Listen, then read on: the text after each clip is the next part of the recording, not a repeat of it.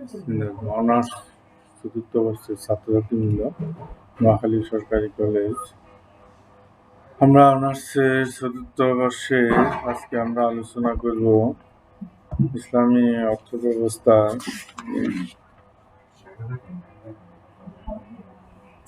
আমরা ভূমি সংক্রান্ত আলোচনা করেছি, ভূমি, কৃষি ব্যবস্থা ইত্যাদি নিয়ে আমরা কথা বলেছি ইসলামী দৃষ্টিতে।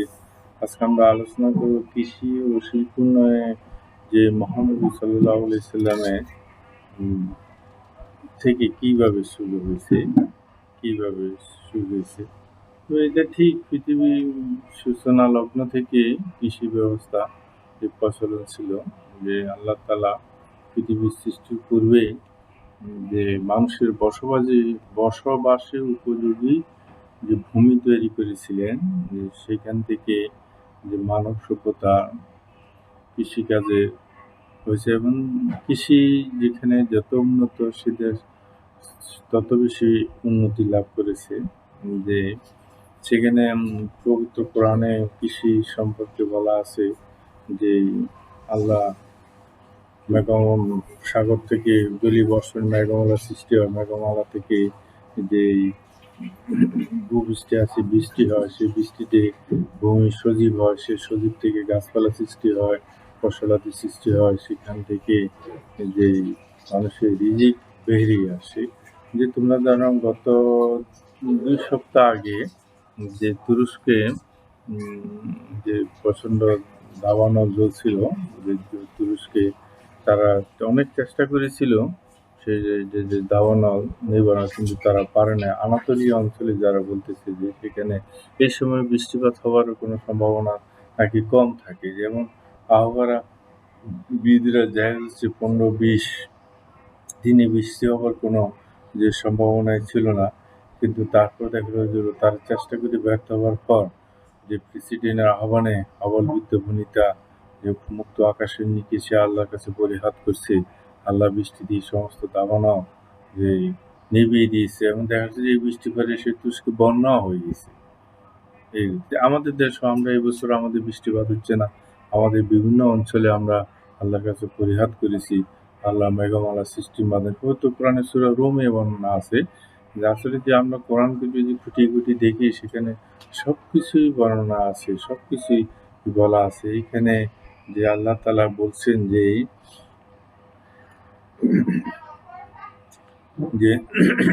পৃথিবীতে যত প্রাণী আছে তাদের সবার জীবিকা সংস্থানের দায়িত্ব আল্লাহ নিজে নিয়েছে। সূরা হুদের 6 নম্বর আয়াত।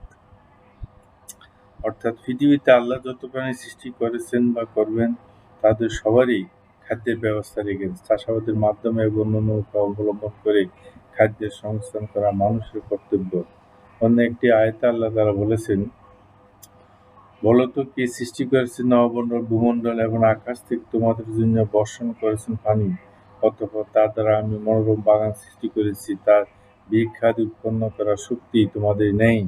সূরা আল-নাহলের 60 নম্বর আয়াত। তাহলে দেখা যাচ্ছে যে তবে আমরা দেখি যে এখানে আরেকটা কথা বলে রাখি, আদম আলাইহিস সালামের ছেলে হাবিল এবং কাবিলের ভিতর যে মারামারি হলো, শেষ পর্যন্ত যে হাবিল মারা গেল।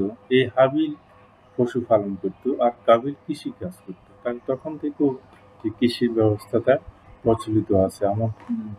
যে আমাদের এই সমাজও একসময় কৃষি নির্ভরশীল ছিল। আমাদের সমাজে কে কত ধান পায়, রবি শস্য পায় ইত্যাদির উপর তার ধনী দরিদ্রের মানদণ্ড নির্ধারণ করত। এখন সেখান থেকে আমরা কিছুটা বেরিয়ে আসছি।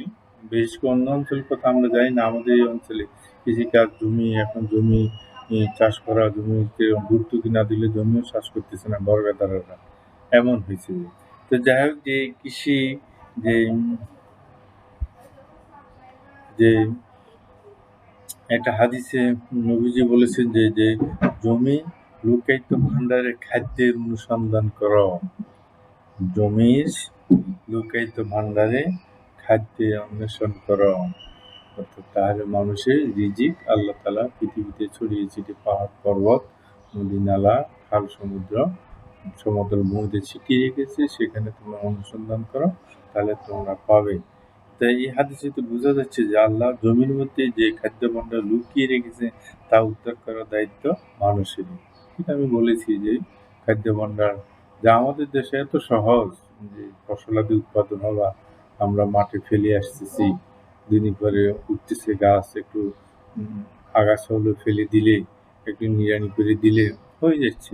বা পানি একটু সংকট থাকলে ১-২ দিন পানি দিলে যে হয়ে যাচ্ছে। যে আমার মনে আছে আমাদের ইউনিভার্সিটি যখন ১৯৮৫ সালে এক নাগাড়ে যে ৫ মাস বন্ধ ছিল। তো আমাদের একটা ক্ষেত আছে সেখানে কয়েকটা কুমড়া গাছ লাগাইছিলাম। এটা একটু জীর্ণ-শীর্ণ হয়ে গেছে কিছু। তো একদিন বিকেল বেলায় ওটা একটু নিড়ানি দিয়ে একটু এঁটোগুলো ফেলে দিয়ে একটু সারটা দিয়ে ২ দিন পানি দিয়ে দিলাম।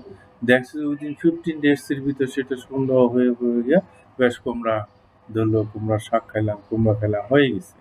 অল্প ২ দিনে হয়তো ১ ঘন্টা করে ২ ঘন্টা অথবা ৪ ঘন্টাই পরিশ্রম করেছি।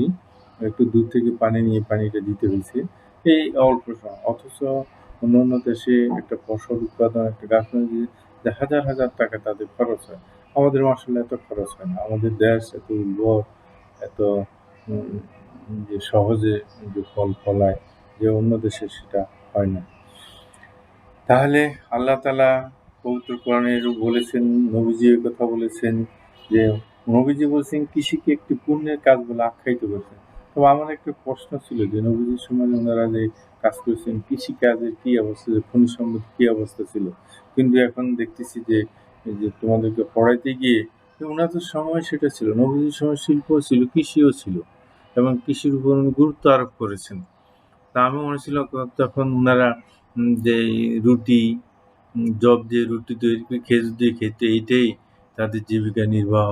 অথবা যে রুটির সাথে ওই যে বকরি বা দুম্বা জবাই করে ফ্রাই করে তারা আগুনে ফ্রাই করে রেখে এতে দেয়। এখন দেখতেছি যে না, তখন কিন্তু তাদের সেই কৃষিকাজের ব্যবস্থা নবীজির সময় ছিল। আমরা ওখান থেকে ওটাই বেশি নবীজির কৃষি অবস্থা, ওনার সময় শিল্পায়নের যে কথা বলা আছে যে পুণ্যের কাজ বলছেন। যারা ফলে বা শস্যের গাছ লাগায় তারা আল্লাহর অনুগ্রহ লাভ করে। হযরত আনাস রাদিয়াল্লাহু বর্ণিত হাদিসে মহানবী সাল্লাল্লাহু আলাইহি ওয়াসাল্লাম বলেছেন, যখনই কোনো মুসলিম গাছ লাগায় অথবা শস্য রোপণ করে এবং এর থেকে যদি কোনো মানুষ, পাখি, পশু তার আহার্য সংগ্রহ করে, তখন রোপণকারীর পক্ষে এটি একটি সাদাকা হিসেবে পরিগণিত হয়। অর্থাৎ যে যেটা লাগাক এখান থেকে সে খাবে এটা না, তার প্রতিবেশীর হক আছে, পশুর হক আছে, পাখির হক আছে। তারা যেভাবে খায়, যে আমার গাছে আম ধরলো, প্রতিবেশী তার আম না, তাকে দিলাম, অসুবিধা কি? মৌসুমী ফসল খাইলো, দোয়া করলো। দেখা যাচ্ছে যে রাত্রিবেলা এসে কি হলো, যে কাকে খাইলো, বাদুড়ে খেয়ে ফেললো, ওইটাও বলতেছে সদকা জারিয়া। বা ঝড় তুফানে বলছে অন্যরা নিয়ে গেল, আসলে পরবর্তী সে নিয়ে গেল কাঁচা আম নিয়ে আচার বানায়, কারো নাই তারা হয়তো একটু যে ঝাল টক দিয়ে যে সেটাকে যেটাকে চাটনি বলে বা বানিয়ে তারা খেলো, অসুবিধা নাই। কিন্তু এটা সদকা হিসেবে যে নষ্ট করবে না মানুষ, মানুষ হোক, পশু পাখি হোক, অন্য যেটা খালি সেটা সদকায়ে জারিয়া হিসেবে যাবে। তারপরে আছে আসহাবে রাসূলগণ রাত দিন তাদের শস্য খেতে বাগানের মধ্যে কাজ করতেন এবং নামাজের সময় সেখানে নামাজ আদায় করতেন। একসময় আমাদের দেশেও ছিল, আমরা দেখেছি যে আজান দিলে জোহরের সময় তো উঠে যেত, উঠে গোসল করে খাওয়া দাওয়া করে একটু আসরের নামাজের সময় হইলে যদি সময় না হতো, যদি বলতো না সন্ধ্যা পর্যন্ত হয়ে, তার ফাঁকি দিয়ে যারা নামাজ পড়তো তারা উঠে রাস্তার উপরে গামছাটা পাতিয়ে নামাজ পড়ে আবার হাল চাষ বা শস্য উঠানো, যে কলাই, তারপরে মসুর ডাল, খেসারির ডাল, তারপরে মটরশুঁটি, তারপরে আছে যে বেলির ডাল বলি আমরা, বা হেলনের ডাল। হেলন ডাল তুলে অনেক বা তো মরিচ উঠাইতেছি, দেখা যায় যে জোহরের একটু আগের দিনে আসরের সময় তো ওই যুগে নামাজ আবার সন্ধ্যা পর্যন্ত মরিচ উঠাইলাম। মরিচ বারবার উঠাইতে হয়। তারপরে হেলনের ডাল যেটা আছে এটা বারবার উঠাইতে হয়। ওই নামাজ আদায় করিতে এটা একসময় ছিল প্রচলন। এখনো আছে, আমরা ফাঁকি দিয়ে নামাজ আদায় করে নিই, তা না। তো যাই হোক, যে তারা যে নামাজ আদায় করে দেন, কোরআন কৃষিকে যে গুরুত্বের উপর যে অর্থপূর্ণ ইঙ্গিত প্রদান করেছেন, তার দ্বারা অনুপ্রাণিত মহানবী সাল্লাল্লাহু আলাইহি ওয়াসাল্লাম তার সাহাবাগণ কৃষিক্ষেত্রে যেসব পদক্ষেপ গ্রহণ করেছিলেন, তার দ্বারা কেবল আরও উপবৃদ্ধি নয়, বরং অপর উপদ্বীপের বাইরেও কৃষি ব্যবস্থার তাৎপর্যপূর্ণ উন্নতি সাধিত হয়েছিল। তার বোঝা যাচ্ছে যে তখন থেকে একটা কৃষি ব্যবস্থা বা কৃষি নীতি যে প্রচলন ছিল। ভূমি নীতিতে আমরা আলোচনা করেছিলাম, নবীজি অতিরিক্ত যাদের ভূমি আছে তাদেরকে বর্গা দেওয়ার জন্য বলতেছে, বা লব্ধি খাজনা দিতে বলছে। অর্থাৎ ভূমি খালি রাখা যাবে না, ভূমিকে আবাদ করতে হবে।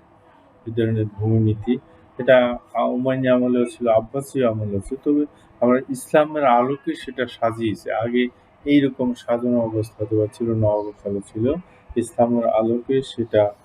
বস্তুত কৃষিকাজ একটি উত্তম পেশা।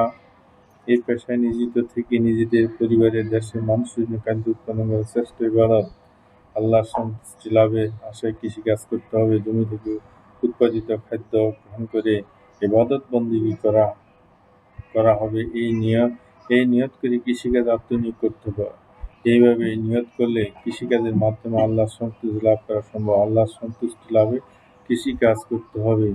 কৃষি যেমন এক সময় যে আমাদের দেশে অনেক পরিবার কৃষি নির্ভর ছিল। আমাদের যে তোমরাও জানো, লেখাপড়া ইত্যাদি, ধান বিক্রি করে, রবি শস্য বিক্রি করে যে স্কুলের বেতন, কলেজের বেতন ইত্যাদি পরিশোধ করা হতো। এখন তো বা বিভিন্ন উপায় হয়, তখন কৃষির উপরে যে ধান বিক্রি করা হতো। আমরা অনেক সময় টাকা নাই, তখন মাকে বলতাম, মা ৫টা টাকা দেন না, মাকে দিতাম। তখন বলতো যে ঠিক আছে, ১০০ সের বলা হতো, এখন তো কেজি আসছে, যে ১০০ চাল নিয়ে যা বাজারে বিক্রি কর। তো বাজারে নিয়ে গিয়ে ১০০ চাল ১০-১২টা বিক্রি করলাম, ২-১ টাকা খাইলাম, ওগুলো তো পকেটে রাখলাম। অথবা কলেজে যাবো বা ইউনিভার্সিটিতে যাবো, তখন তো আমরা ২-৫ কেজি বিক্রি করে মা টাকা দিয়েছে। এটার উপরেই যে ধান বিক্রি, ১ আড়ি ধান বিক্রি করছে। কিন্তু কৃষিটা হলো মজবুত, যার ঘরে বলা হয় যার ঘরে যে সারা বছরের অন্যের খাদ্যের সংস্থান আছে, অর্থাৎ ধান চাল আছে, সেই মোটামুটি স্বাবলম্বী বলা হয়ে থাকে। যে আবার বলে যে চাল কিনে তার কোনো জাত নেই। এই ধরনের এটা আঞ্চলিক কথাবার্তা আর কি। যাই হোক, কৃষি একটা এখন কৃষি শিল্পায়ন, ব্যবসা-বাণিজ্যটা কৃষির উপর নির্ভর করতেছে। ব্যবসা-বাণিজ্যটা কি? ধান, চাল, আটা, গম, এগুলো তো কৃষির উপর নির্ভরশীল। কৃষির উপর। শিল্পটা হলো অন্যের দিকটায়। শিল্পায়নও যে এটা আছে, নবীজির সময় শিল্পায়ন বা আমাদের শিল্পায়ন। যাক, আমরা কৃষির উপর আল্লাহ তাআলা গুরুত্ব আরোপ করেছেন এবং সেই অনুসারে যে নবীজি যে সেটা বাস্তবায়ন করে গিয়েছেন। তারপর আছে ইসলাম এবং শিল্পায়নের কথা বলা আছে। শিল্পায়ন, সেখানে বস্ত্র শিল্প, চামড়া শিল্প, কুটির শিল্প, তারপর আছে সমরাস্ত্র শিল্প। এখন আমাদের দেশের সবচেয়ে বড় ইন্ডাস্ট্রি হচ্ছে যে ইস্পাত শিল্প, তৈল শোধনাগার শিল্প। আমাদের একসময় পাট শিল্প খুবই জাঁকজমকপূর্ণ ছিল। একসময় যে আমাদের দেশে কয়েকটি ডিপার্টমেন্টে চাকরি পাওয়াটা অনেক ভাগ্যের ব্যাপার মনে করতো। যেমন যে জুট মিল, তারপরে আছে যে প্রাইমারি স্কুলের চাকরি, তারপরে আছে এই ডাক বিভাগের চাকরি, তারপরে আছে যে টেলিফোন সংস্থার চাকরি। এই ৩-৪টে ডিপার্টমেন্টে তখন চাকরির জন্য মানুষ খুব উড়ে লিখত।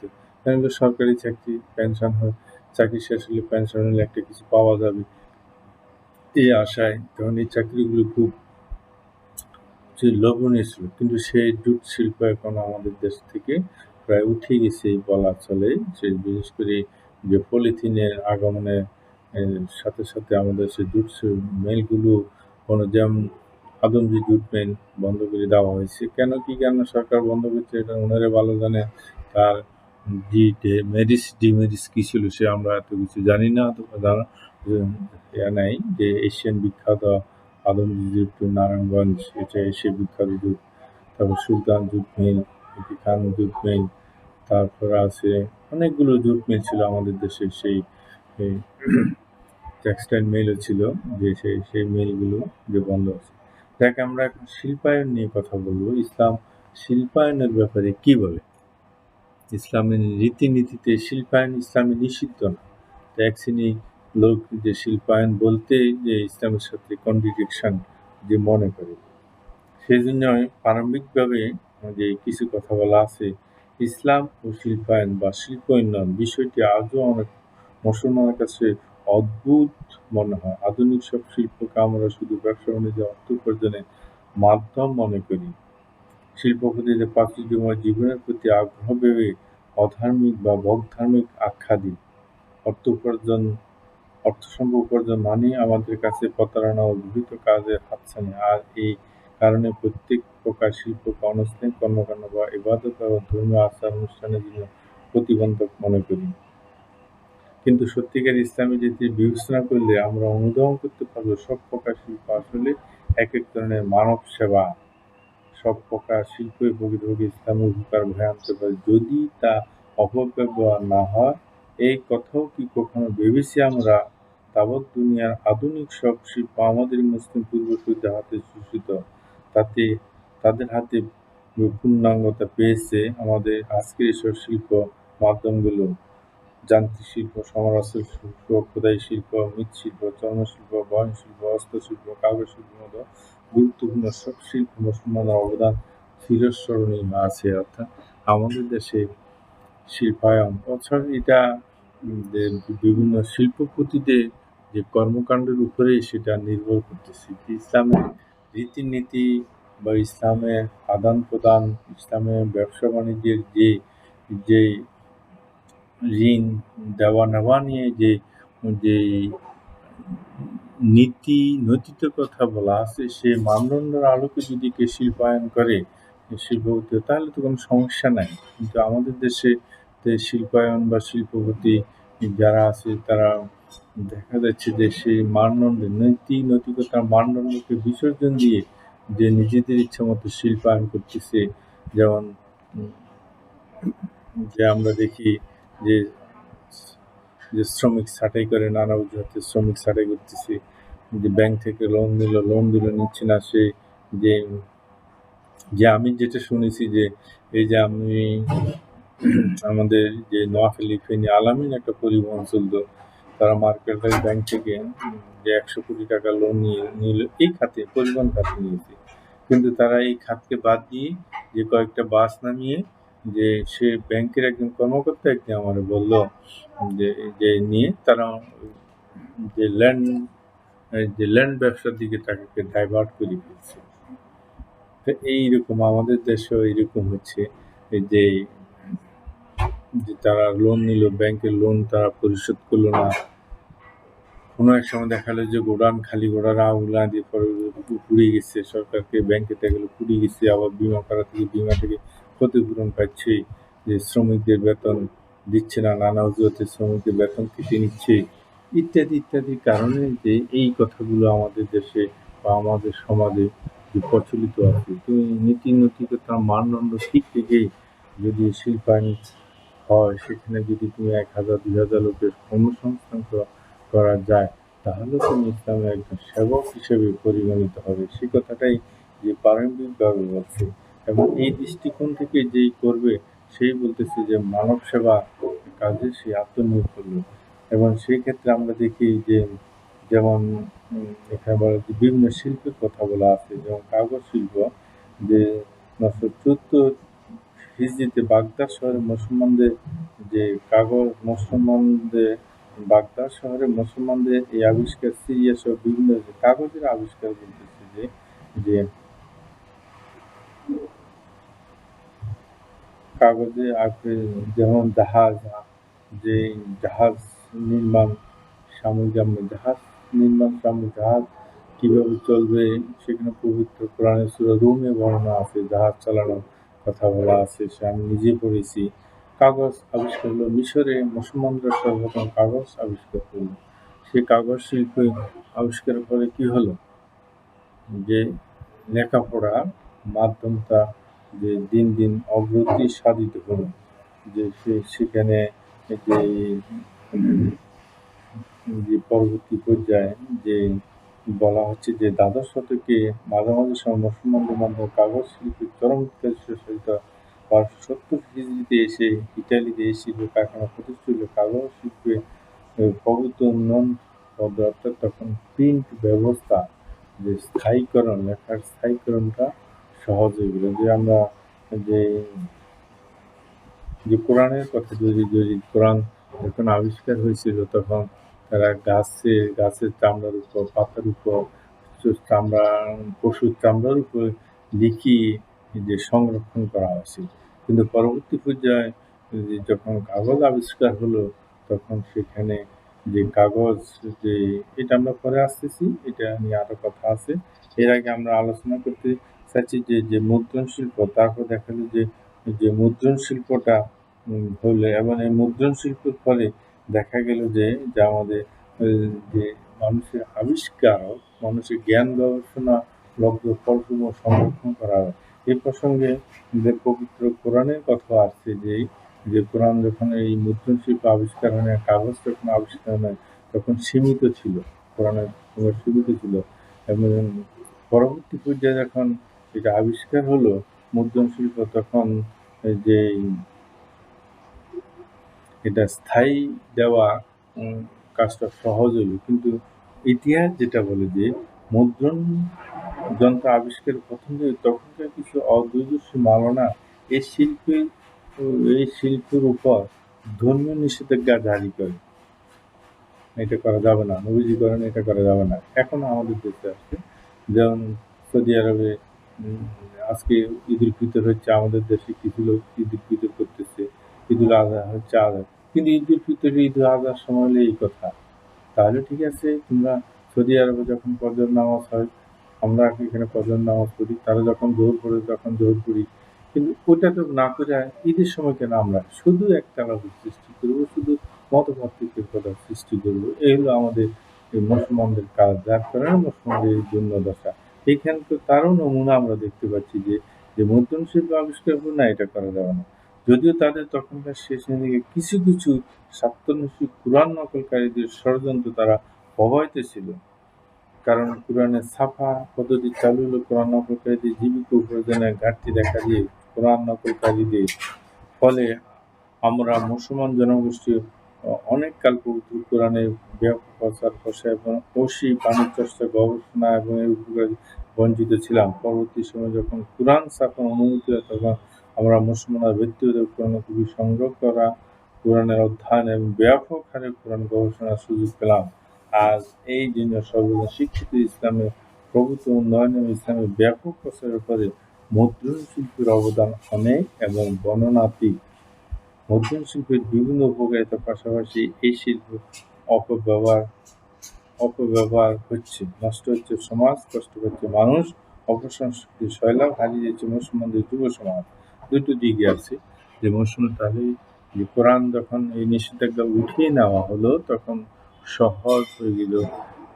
এটা বিভিন্ন সময় যে বিভিন্ন ষড়যন্ত্রকারীরা মুসলমানদের নিয়ে ষড়যন্ত্র করেছে, সেই ষড়যন্ত্র এখনো বন্ধ নাই, এখনো আছে। যে আমাদের কিছু একদম আলেম ওলামা সেজে ইসলামের বিভিন্ন দিক থেকে তাকে ফতুয়া দিচ্ছে, এই ধরনের এখন অনেক আলেম আছে আমাদের দেশে। তারপরে আছে যে যে ইংরেজরা যখন এই দেশ আমাদের শাসন করতেছিল তখন ইংরেজি শিক্ষার জন্য বলা হলো, তখন বলছে না ইংরেজি শিক্ষা গ্রহণ করে, শিক্ষা করা এটা হারাম, এইভাবে যে আখ্যায়িত করা ছিল। কিন্তু এরপর আমরা অনেক পিছিয়ে গেছি, 100 বছর 200-300 বছর আমরা পিছিয়ে যাই।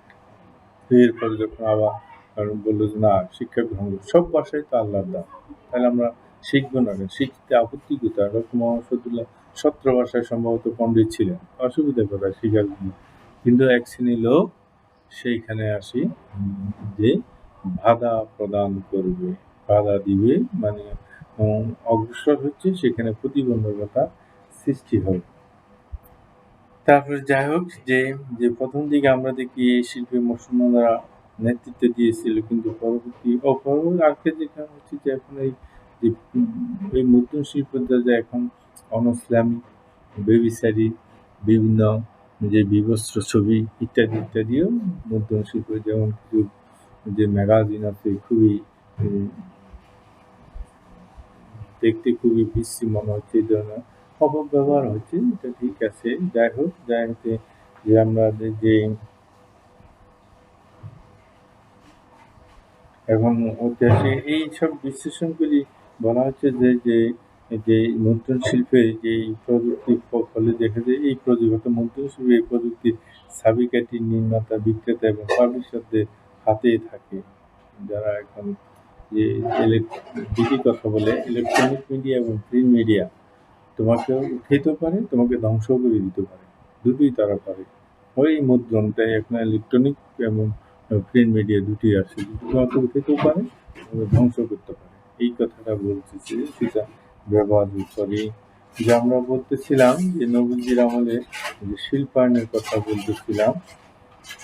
তারপরে যে আমাদেরকে যে ইসলামকে শত্রুর হাত থেকে হেফাজতের জন্য সদা সর্বদা প্রস্তুত থাকা আমাদের নবী মুহাম্মদের মৌলিক শিক্ষা। তখনকার দিনে বিভিন্ন প্রতিরক্ষা সরঞ্জামাদি, এটা ইয়ার কথা বলা হয়েছে, তীর ধনুক প্রস্তুতির জন্য মুসলমানদের আলাদা যে প্রস্তুতাগার ছিল। সাহাবাদের মাঝে এসব হাতিয়ার তৈরির জন্য অনেক দক্ষ কারিগর ছিল। তো যাই হোক, যে এটা হলো সমরাস্ত্র কারখানা। আমাদের দেশে এখন সমরাস্ত্র কারখানা আছে, আমাদের সেনাবাহিনী যে সম্ভবত গাজীপুরে যে সমরাস্ত্র কারখানা, সেখানে অস্ত্র তৈরি হয়।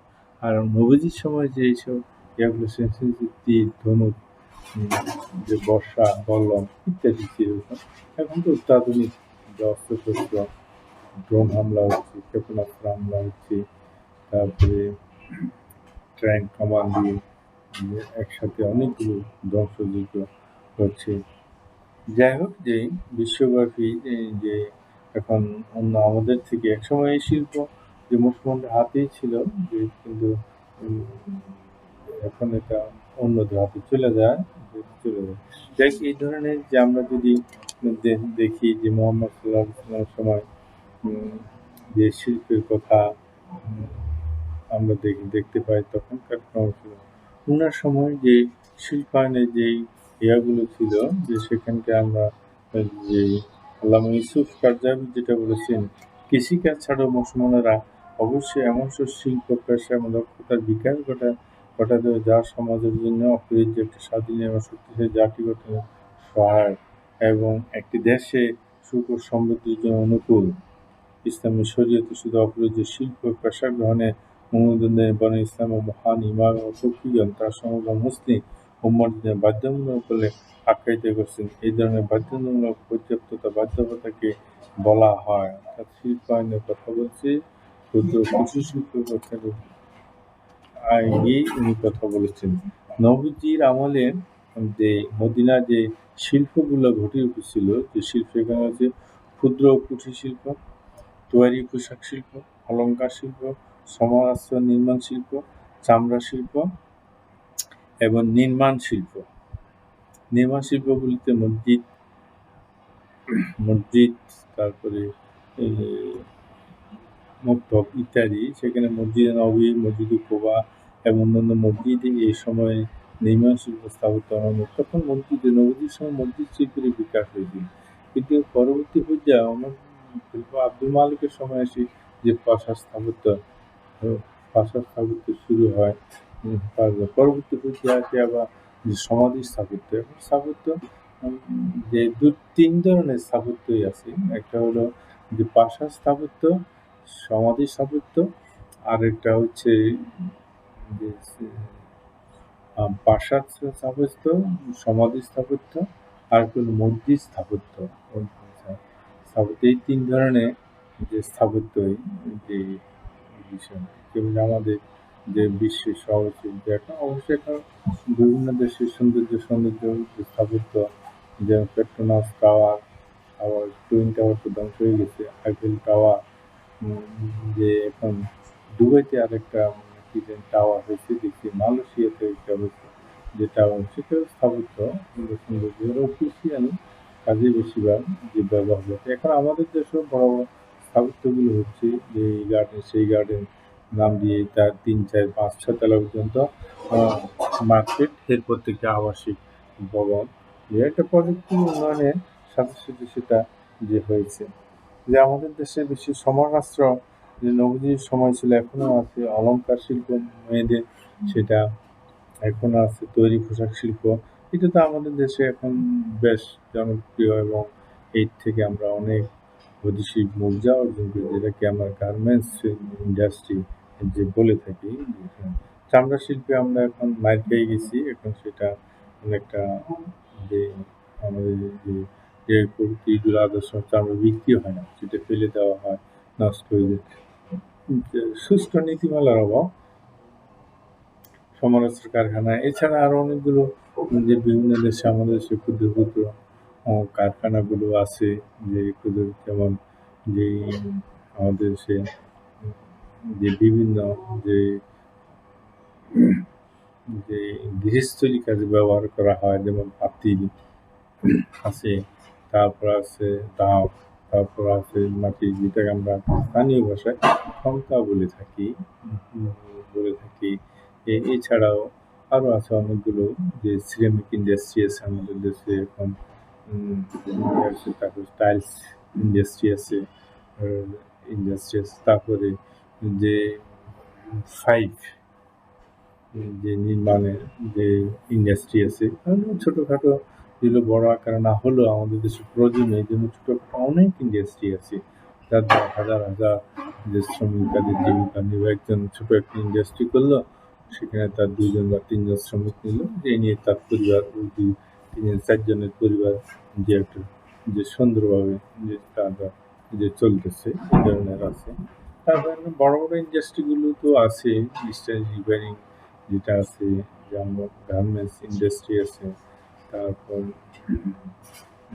ওই জাহাজ নির্মাণ, আমাদের দেশে জাহাজ নির্মাণ ইন্ডাস্ট্রি আছে, কারখানা আছে, যেটা ঢাকা সদরঘাটে আছে, যে সদরঘাট আছে ইত্যাদি। আমরা দেখতে দেখে আছে, দেখি এইসব ইন্ডাস্ট্রিগুলো যে নবীজির সময় ছিল, যেগুলো তখনকার সময় ছিল না, কিন্তু এখন যুগের চাহিদা, নতুন নতুন আবিষ্কারের ফলে নতুন নতুন ইন্ডাস্ট্রি সৃষ্টি হয়েছে।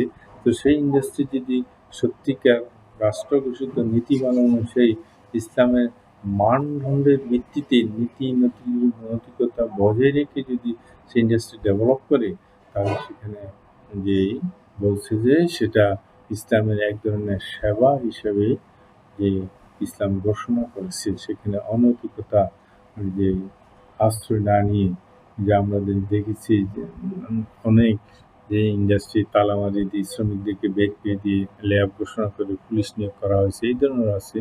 অনেক শ্রমিককে 10 মাসের বেতন পাইব, বাকি ঠিক আছে 5 মাসের না, এই 5 মাসে 2 মাসে দিই, পরে ইন্ডাস্ট্রি তালামারি চলে গেছে, কে কোথাও চলে গেছে, কোনো খবর নাই। কিন্তু তার আগে সে যা সব বিক্রি করিয়া সে তো চলে গেছে। অথবা কোনো ধরনের যে সে এই যে লস হয়েছে বা লস হয়েছে, দুটো হতে পারে।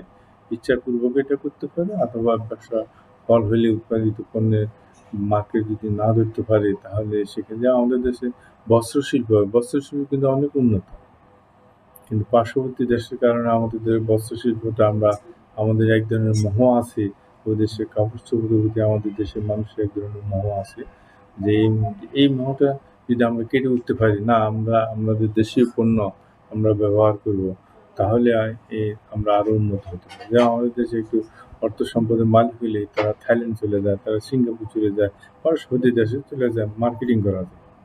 সেখানে ছেলে মেয়ে নিজে কাপড়-চোপড় কিনে তারা ওইসব দেশে চলে, অর্থাৎ আমাদের দেশে অর্থগুলোকে ওই দেশে যে ফেলে দিয়েছে। আমাদের দেশে যদি না আমরা আমাদের দেশে ব্যবহার করি, তো সেখানে সরকারকেও উদ্যোগী হতে হবে, পাশাপাশি জনগণও সেটাকে যে গ্রহণ করতে হবে, তাহলে সেটা সম্ভব হবে।